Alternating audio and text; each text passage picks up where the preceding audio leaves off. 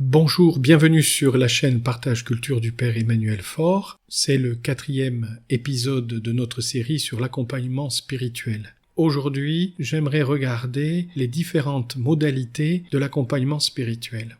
Actuellement, il y a une certaine pauvreté dans l'Église. On a du mal, alors ça dépend où vous habitez. Si vous habitez à Lyon ou à Paris, ça va. Mais si vous habitez dans un petit diocèse rural, que vous voulez être accompagné, eh bien ça va pas être facile. Il y a aussi un autre point, le chemin des personnes. Troisième point, c'est les âges de notre vie, où il y a des moments, effectivement, si on n'a pas un accompagnement, ça va être difficile. Et puis d'autres moments où, s'il n'y en a pas, ou si c'est un petit peu plus diffus, c'est moins grave.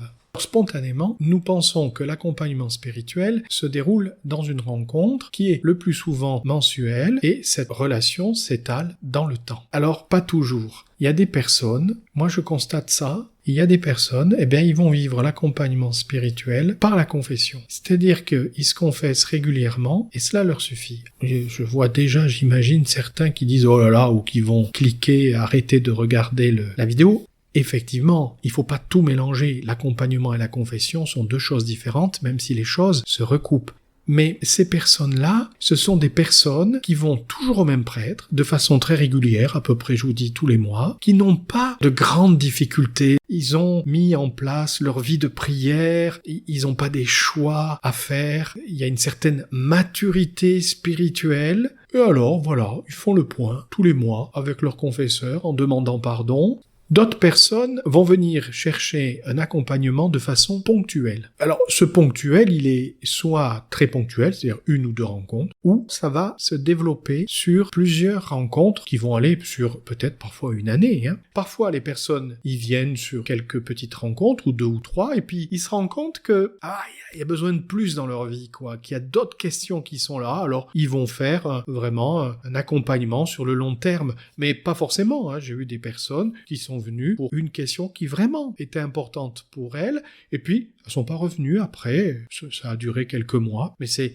normal, c'est comme ça. Je pense aussi dans cette catégorie d'accompagnement ponctuel, les personnes qui réfléchissent à la vocation. Ils vont aller voir une personne qui est un petit peu expérimentée dans ce genre de discernement. C'est un discernement qui va se faire sur plusieurs mois, et puis après, ils vont pas forcément, nécessairement, continuer à voir cet accompagnateur ou cette accompagnatrice.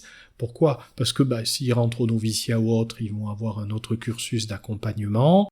Je pense aussi à des personnes qui ont des orientations de vie, des changements d'orientation de vie ou des mauvaises passes ou des moments difficiles de leur vie, et alors ils trouvent dans l'accompagnement une aide, mais ils vont pas forcément continuer. J'ai entendu le père Guibert, vous savez, Joël Guibert qui prêche des retraites, je l'ai entendu faire une remarque que je trouve très judicieuse. Il dit, mais aujourd'hui où c'est pas facile de trouver un accompagnement, ou parfois dans un désert, effectivement, il y a des personnes, ils n'ont pas un besoin, une nécessité absolue. Vivre une retraite, c'est des gens qui vivent une retraite tous les ans. Des gens qui vivent la retraite spirituelle, ils profitent du prédicateur. Ils vont le voir une fois ou deux. Si c'est des gens qui font une retraite de type ignatien, alors là, la retraite type ignatien, alors là, il y a un accompagnement personnel. Normalement, il n'y a même pas de causerie, L'accompagnateur donne des orientations et après le soir, on refait une relecture. Donc là, effectivement, c'est un genre d'accompagnement sur 5-6 jours. C'est intéressant. Ça peut être aussi un moyen de pouvoir vivre cet accompagnement.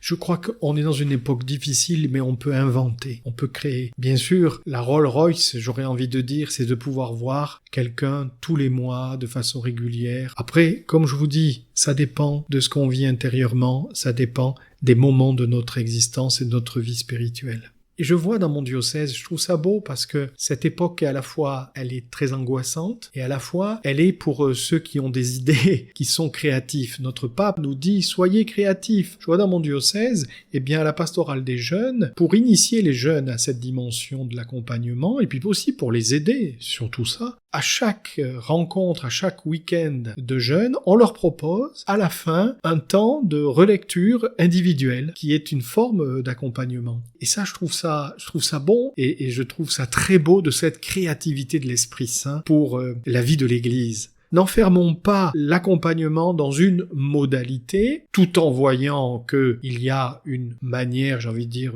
traditionnelle au bon sens du terme, mais on voit que l'Esprit Saint, au milieu des difficultés actuelles, trouve un chemin pour que des hommes et des femmes demeurent dans la fidélité au Seigneur. Alors c'est beau ça. Merci Seigneur